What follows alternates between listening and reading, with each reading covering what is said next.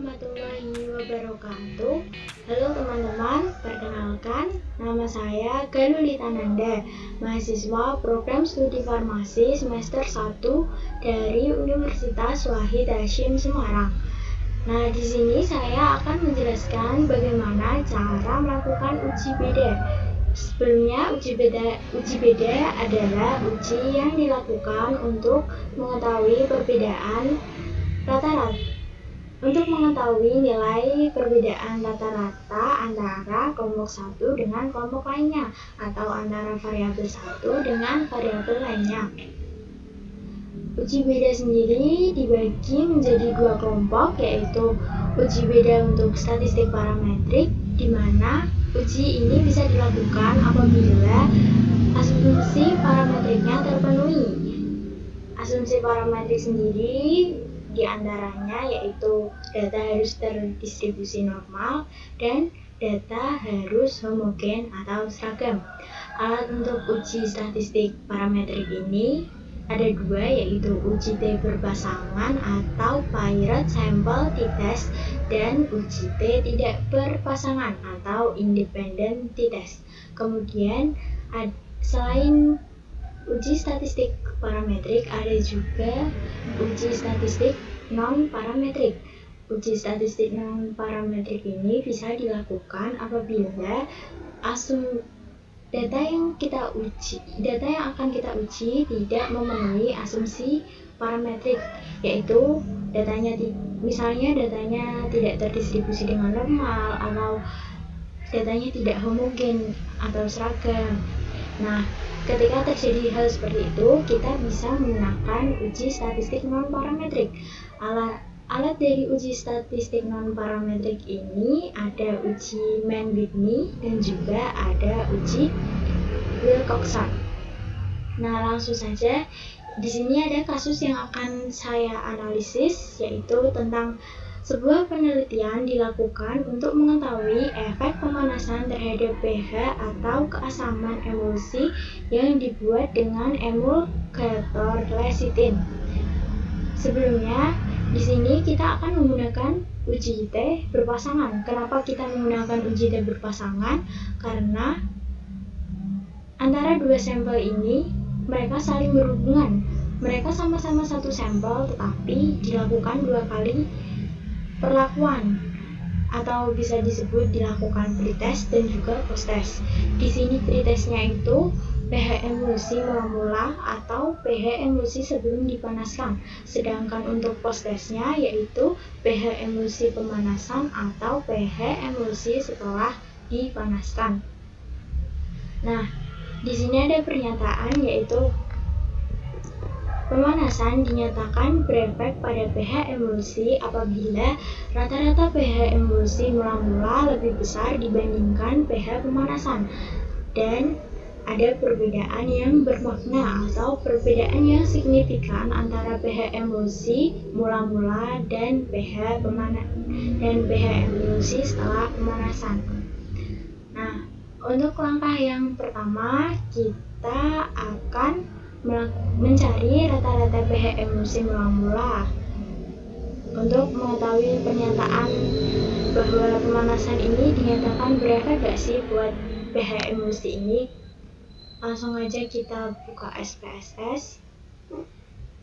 Di sini kita lihat variabel view-nya dulu.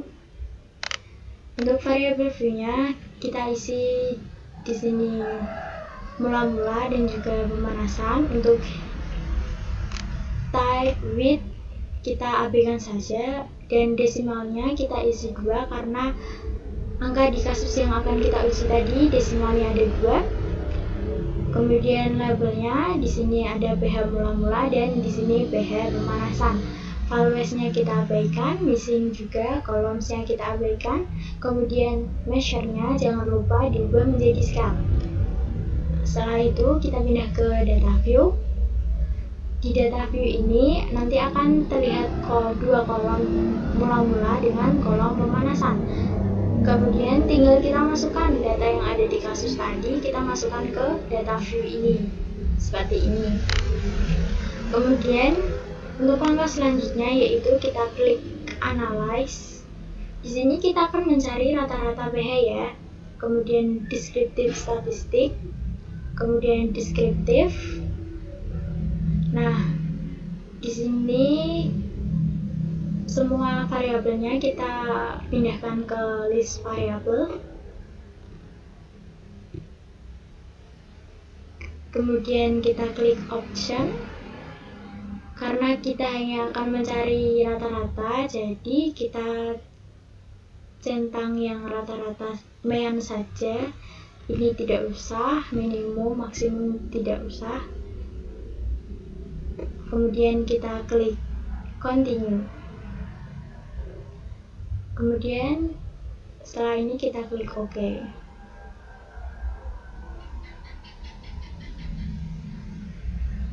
Nah, ini adalah output deskriptif statistik untuk rata-rata. Di sini rata-ratanya pH mula-mula yaitu 4,5475. Kemudian pH pemanasan atau pH lecithin setelah pH emulsi setelah dipanaskan yaitu 3,978. Nah, di sini pH mula-mula ternyata lebih besar daripada pH pemanasan. Kita cocokkan dengan pernyataan yang ada di kasus tadi. Di sini pH pemanasan dinyatakan berefek pada pH emulsi bila rata-rata pH emulsi mula-mula lebih besar dibandingkan pH pemanasan. Jadi, menurut output yang kita dapatkan di sini, rata-rata pH mula-mula dengan rata-rata pH pemanasan ternyata lebih besar pH mula-mula. Jadi dapat disimpulkan bahwa pemanasan yang dilakukan pada emulsi tersebut ternyata mempengaruhi pH. Untuk langkah selanjutnya, kita akan mencari perbedaan yang bermakna atau perbedaan yang signifikan antara pH emulsi mula-mula dengan pH emulsi setelah pemanasan. Nah, untuk mengetahui perbedaan ini, kita bisa menggunakan uji T berpasangan atau uji Wilcoxon.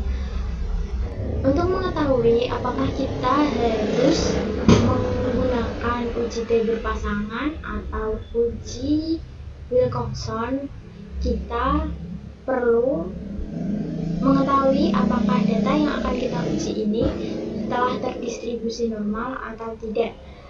Untuk mengetahui distribusi data ini, kita bisa menggunakan uji normalitas metode Kolmogorov-Smirnov maupun metode Shapiro-Wilk. Untuk metode Kolmogorov-Smirnov ini akan lebih bagus dan lebih akurat ketika sampel yang akan diuji itu lebih dari 100. Dan untuk metode Shapiro-Wilk sendiri akan lebih bagus dan lebih akurat ketika sampel yang diuji kurang dari 50. Karena di sini sampel yang akan kita uji kurang dari 50, jadi kita akan menggunakan uji normalitas metode Shapiro-Wilk. Langsung aja ke SPSS-nya ya. Di sini untuk variabel view-nya masih sama seperti saat kita analisis rata-rata tadi, saat kita mencari rata-rata tadi. Kemudian data view-nya juga tinggal kita masukkan saja sesuai yang di kasus. Setelah ini kita klik analyze, kemudian deskriptif statistik, kemudian explore. Nah, untuk variabel-variabelnya ini kita masukkan ke dependent list seperti ini. Kemudian untuk displaynya ini kita centang yang plot, dan di sini jangan lupa kita klik plot. Untuk box plotnya ini kita klik none, dan di sini kita nggak perlu stem and leaf diagram ataupun histogram. Jangan lupa juga dicentang normality plus width text. Kemudian klik continue. Setelah seperti ini, langsung saja kita klik OK.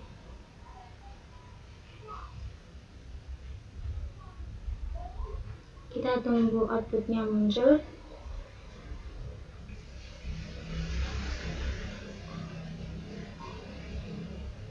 Nah, di sini outputnya sudah muncul. Kita lihat dari test of normality ini ya. Kemudian di sini ada Kolmogorov-Smirnov dan di sini ada Shapirovic. Jadi yang kita ambil adalah yang Shapirovic karena karena sesuai yang telah saya jelaskan tadi, data kita kurang dari 50 akan lebih bagus jika kita menggunakan uji Shapirovic. Kemudian di sini kita lihat signifikansinya. Dari pH mula-mula di sini signifikansinya adalah 0,022. Sedangkan untuk pH pemanasan di sini signifikansinya adalah 0,012. Dikatakan terdistribusi dengan normal apabila nilai signifikansinya itu lebih dari 0,05. Dan apabila nilai signifikansinya kurang dari 0,05, maka data dinyatakan tidak terdistribusi dengan normal. Di sini signifikansi pH mula-mula adalah 0,022, sedangkan untuk pH pemanasan adalah 0,012. Dua-duanya ini kurang dari 0,05, sehingga dapat disimpulkan bahwa data yang kita uji tidak terdistribusi dengan normal. Kembali lagi ke kasus. Karena data yang kita uji ini tidak terdistribusi dengan normal, maka kita akan menggunakan uji beda non-parametrik, yaitu uji Wilcoxon. Untuk uji Wilcoxon sendiri, langsung saja kita ke SPSS-nya. Kemudian untuk melakukan uji Wilcoxon ini masih sama untuk variabel B-nya, sama saat kita melakukan uji normalitas ataupun menganalisis rata-rata dari pH tadi, masih sama persis. Kemudian untuk data view-nya juga masih sama, tinggal kita masukkan saja data yang ada di kasus ke dalam kolom-kolom di sini. Kemudian untuk langkah-langkahnya, yang pertama kita klik analyze. Uji Wilcoxon ini termasuk uji statistik non-parametrik, sehingga kita di sini pilih non-parametric test. Kemudian kita cari to related sample di sini, tinggal klik. Kemudian untuk pH mula-mula di sini kita masukkan ke dalam variabel 1 dan pH pemanasan kita masukkan ke dalam variabel 2. Jangan lupa di sini untuk test type-nya kita centang yang Wilcoxon. Setelah itu tinggal kita klik OK. Di sini muncul outputnya. Dari output yang kita baca adalah tabel teks tes statistik, di mana di sini ada asymptotic to Tailot. Asymptotic to Tailotnya di sini 0,002.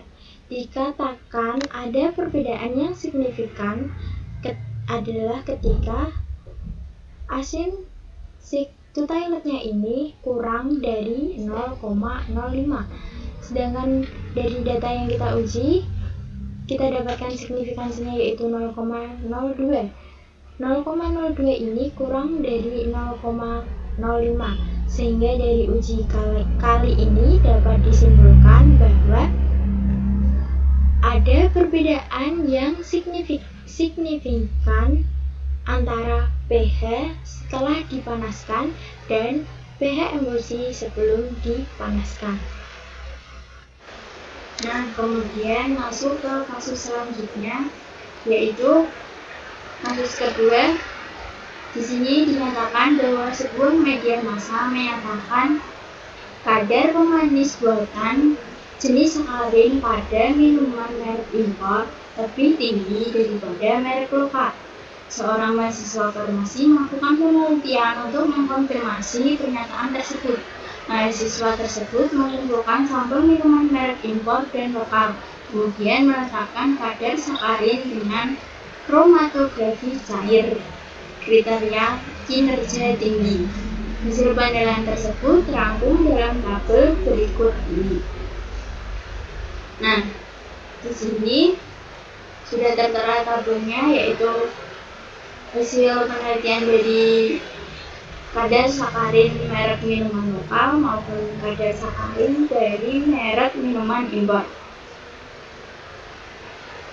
Dari data yang kita dapatkan ini, kita bisa menentukan bahwa uji yang akan kita gunakan adalah uji T tidak berpasangan, atau bisa saja kita akan menggunakan uji Man with Me. Kenapa kita menggunakan uji T tidak berpasangan? Karena di antara dua sampel di sini atau di antara dua data di sini, mereka tidak saling berhubungan, mereka sama sekali tidak berhubungan. Maksudnya itu, merek minuman lokal di sini memiliki sampel tersendiri, sedangkan merek minuman impor sendiri juga memiliki sampel yang berbeda. Jadi pada kasus ini, uji yang akan kita gunakan adalah uji T tidak berpasangan atau independent test, atau mungkin juga kita bisa menggunakan uji Man with Me apabila data di sini tidak terdistribusi dengan normal. Kemudian di sini ada pernyataan kadar sakarin pada minuman merek impor dinyatakan lebih tinggi daripada merek lokal apabila rata-rata kadar sakarin pada minuman merek impor lebih besar dibandingkan merek lokal. Kemudian ada perbedaan yang bermakna antara kadar sakarin merek impor dengan kadar sakarin merek lokal. Untuk langkah pertama, kita akan mencari rata-rata kadar sakarin pada minuman impor dan minuman merek lokal untuk membuktikan bahwa apa benar kadar sakarin pada merek impor ini lebih tinggi daripada merek lokal. Langsung saja kita masuk ke SPSS-nya. Di sini di variabel view-nya kita tuliskan merek lokal dan impor. Kemudian untuk type-nya with kita abaikan. Untuk desimalnya kita isi 2 karena sesuai pada angka yang ada di data kasus tadi mempunyai 2 angka di belakang koma, jadi desimalnya kita tulis 2. Kemudian labelnya kita tulis kadar sakarin untuk minuman merek impor dan kadar sakarin untuk minuman merek lokal. Valuesnya kita abaikan, missing, columns kita abaikan, kemudian measure-nya jangan lupa diubah menjadi scale. Setelah itu kita pindah ke data view. Di sini tinggal kita masukkan data yang ada di kasus ke kolom data view ini sesuai dengan mereknya, yaitu merek lokal atau merek impor. Kemudian untuk langkah-langkahnya, yang pertama kita klik analis. Di sini kita akan mencari rata-rata dulu ya. Kemudian kita klik descriptive statistik, kemudian kita klik descriptive. Ini kedua variabelnya kita pindahkan ke kolom variabel. Kemudian optionnya kita klik. Di sini kita hanya akan mencari rata-rata, jadi yang kita centang hanya MA-nya saja, standard deviation-nya nggak usah, minimum maksimum nggak usah. Kemudian display ordernya variable list, kemudian kita klik continue. Setelah ini tinggal kita klik OK. Di sini sudah keluar output dari descriptive statistik untuk mencari rata-rata dari kadar sakarin tersebut. Untuk kadar sakarin merek lokal, rata-ratanya adalah 0,5900. Sedangkan untuk kadar sakarin merek impor, rata-ratanya adalah 0,5125. Di kasus tadi, kadar sakarin pada minuman merek impor dinyatakan lebih tinggi daripada merek lokal apabila rata-rata kadar sakarin pada minuman merek impor lebih besar dibandingkan merek lokal. Sedangkan di output yang kita dapatkan di sini ternyata rata-rata dari kadar sakarin merek lokal lebih tinggi daripada kadar sakarin merek impor. Jadi dapat disimpulkan bahwa pernyataan dari wartawan atau media massa tadi itu tidak benar, karena di sini setelah kita lakukan uji, rata-rata dari kadar sakarin merek lokal lebih besar daripada kadar sakarin merek impor. Kemudian untuk langkah selanjutnya yaitu kita akan mencari perbedaan yang bermakna atau perbedaan yang signifikan antara kadar sakarin merek impor dan kadar sakarin pada minuman merek lokal. Untuk mencari perbedaan yang signifikan ini, kita menggunakan uji T tidak berpasangan, atau mungkin bisa saja nanti kita akan menggunakan uji Mann-Whitney. Kemudian, untuk mengetahui apakah uji yang akan kita gunakan antara uji T tidak berpasangan atau independent test maupun uji Mann-Whitney, kita terlebih dahulu harus mencari normalitas dari data yang akan kita uji. Dan apabila signifikansinya lebih dari 0,05, maka data tersebut dinyatakan terdistribusi normal. Namun jika signifikansinya kurang dari 0,05, maka data tersebut dinyatakan tidak terdistribusi dengan normal. Untuk mengetahui distribusi normalnya ini, kita bisa menggunakan uji normalitas metode Kolmogorov-Smirnov ataupun Shapiro-Wilk. Dan di sini kita akan menggunakan uji metode Shapiro-Wilk karena data yang kita dapatkan kurang dari 50. Jadi lebih akurat dan lebih bagus jika kita menggunakan metode Shapiro-Wilk. Nah, langsung saja kita pindah ke SPSS. Di sini masih sama untuk variabel view-nya, sama saat kita mencari rata-rata tadi, masih sama semua, tidak ada yang perlu diubah. Kemudian untuk data view-nya juga masih sama, tinggal kita masukkan kasus yang ada, tinggal kita masukkan data yang ada pada kasus ke dalam kolom di sini. Kemudian untuk langkah uji normalitas metode Shapiro-Wilk ini, yang pertama adalah kita klik analyze, kemudian descriptive statistik, kemudian explore. Nah, kadar sakarin merek lokal kita masukkan ke dalam dependent list, kemudian kadar sakarin merek impor pun kita masukkan ke dalam dependent list.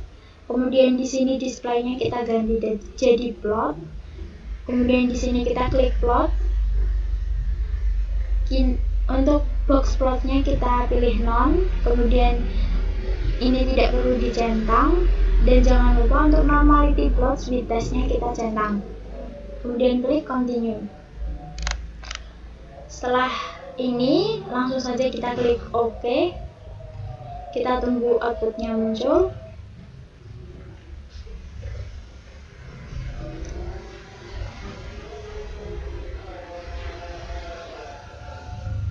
Nah, di sini outputnya sudah muncul. Kita lihat di tabel yang test of normality. Di sini pada tabel test of normality ada Kolmogorov-Smirnov dan juga ada Shapiro-Wilk. Kita pilih yang tabel Shapiro-Wilk karena tadi data yang kita uji ini kurang dari 50, jadi akan lebih akurat dan lebih baik jika menggunakan metode Shapiro-Wilk. Di sini untuk yang kita baca adalah signifikansinya. Untuk signifikansi kadar sakarin merek lokal adalah 0,483. Sedangkan untuk signifikansi kadar sakarin merek impor adalah 0,023. Data dinyatakan terdistribusi dengan normal apabila signifikansinya lebih dari 0,05, sedangkan apabila signifikansi kurang dari 0,05, maka data dinyatakan tidak terdistribusi dengan normal. Nah, dari uji normalitas metode Shapiro-Wilk yang telah kita lakukan, di sini didapatkan bahwa data tidak terdistribusi dengan normal karena signifikan salah satu variabel di sini kurang dari 0,05, sehingga kita tidak bisa menggunakan uji T berpasangan atau independent t-test. Karena independent t-test ini merupakan statistik parametrik di mana ketika tidak melakukan uji kita harus memenuhi asumsi parametrik, yaitu data terdistribusi dengan normal. Nah, untuk solusinya kita bisa menggunakan uji statistik non-parametrik, yaitu uji Mann-Whitney. Karena data yang kita dapatkan tidak terdistribusi dengan normal. Langsung saja kita ke variabel view di sini. Untuk namanya saya tulis di sini merek minuman dan kadar sakarin. Kemudian untuk type dan weight kita lewati. Untuk desimal, merek minuman merupakan variabel kualitatif sehingga dia bukan merupakan angka. Jadi desimalnya kita ubah jadi 0. Untuk kadar sakarinnya, desimalnya tetap 2 karena sesuai angka pada kasus ada 2 angka di belakang koma. Untuk labelnya, tinggal kita tulis merek minuman dan kadar sakarin.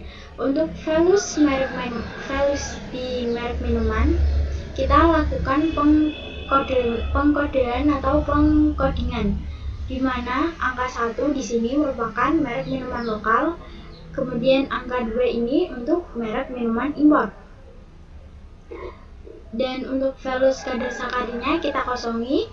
Untuk kolom-kolom yang lain kita kosongi dan measure-nya jangan lupa kita ubah menjadi skala.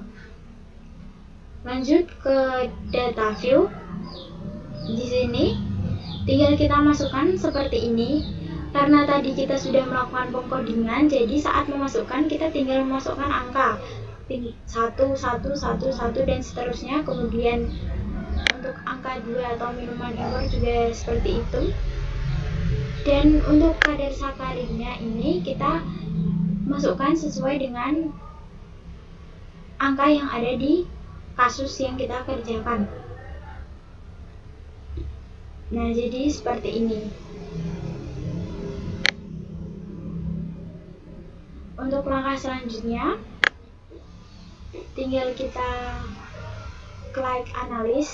Di sini kita akan melakukan uji Mann-Whitney yang merupakan non-parametric test. Jadi kita pilih non-parametric test, kemudian kita cari two independent sample karena 2 sampel di sini mereka tidak berhubungan. Nah, untuk merek minuman di sini kita masukkan ke dalam grouping variabel. Sedangkan untuk kadar sakarin kita masukkan ke test variabel list. Dalam grouping variabel di sini kita lakukan define group. Untuk tinggal kita samakan grup 1 1, grup 2 2. Klik continue. Kemudian jangan lupa untuk test type-nya kita centang di Mann-Whitney karena kita akan melakukan uji Mann-Whitney. Setelah seperti ini, tinggal kita klik OK. Kemudian tunggu datanya keluar. Di sini di tabel yang kita baca adalah tabel statistik, tes statistik, di mana angka yang akan kita baca adalah asim sig to Taylor. Dikatakan ada perbedaan apabila signifikansinya kurang dari 0,05. Sedangkan jika signifikansinya lebih dari 0,05 maka tidak ada perbedaan. Nah, dari output yang kita dapatkan di sini, nilai signifikansinya adalah 0,279, di mana 0,279 ini lebih dari 0,05. Jadi, dapat disimpulkan atau dapat ditarik kesimpulan bahwa antara dua data yang kita uji tadi itu tidak memiliki perbedaan yang signifikan.